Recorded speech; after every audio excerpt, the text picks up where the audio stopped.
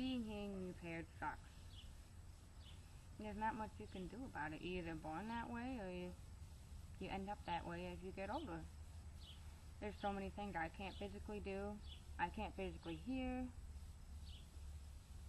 I was born that way. I have about a 35% loss in both ears. Now, some people think it's not that bad, when really it is. Certain things I can't hear, like you're outside. Normally you can hear the birds whistling and high noises, like the animals going in the ground, the rustling of the leaves. I can't hear any of that. They don't bother me because, quite frankly, I think the birds are pretty annoying, but I can't hear anything like that. Put me in a room with a bunch of people, and you think I can hear everyone talking all at once when there's music going on? I can't. All I hear is the music.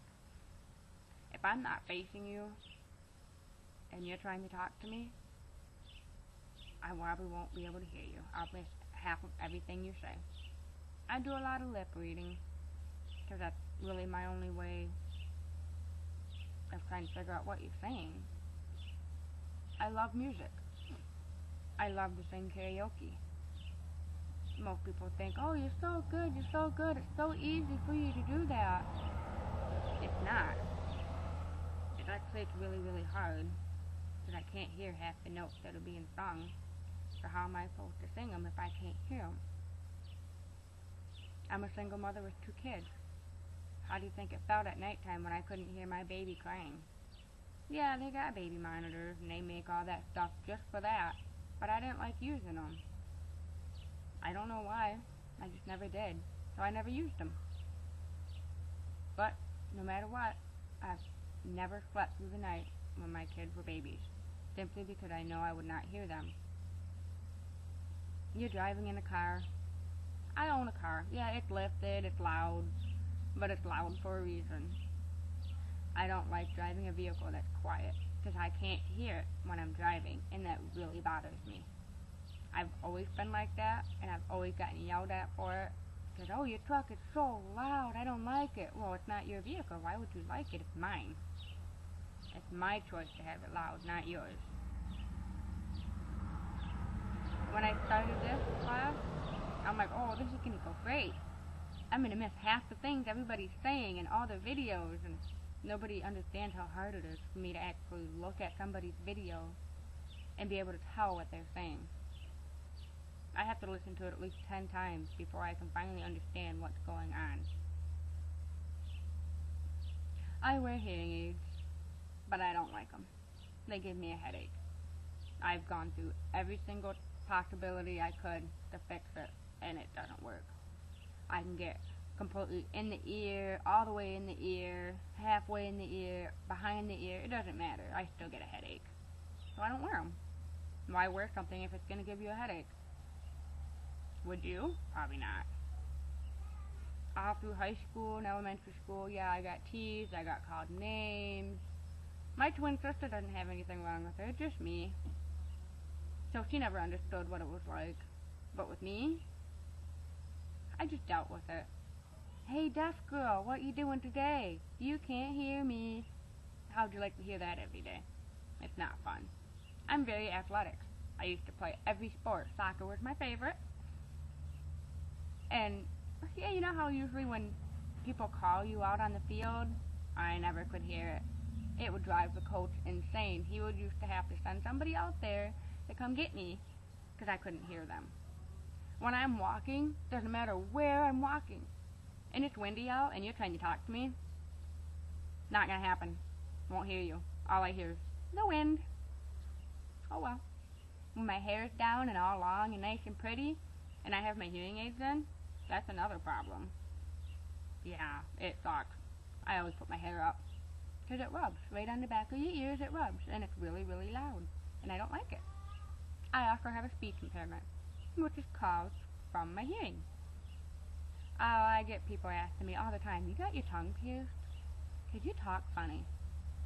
How do you think that makes me feel? My tongue's not pierced.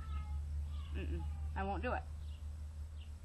So, many people are like, well, what's the difference between hearing loss and a hearing impairment? Well, there's a big difference.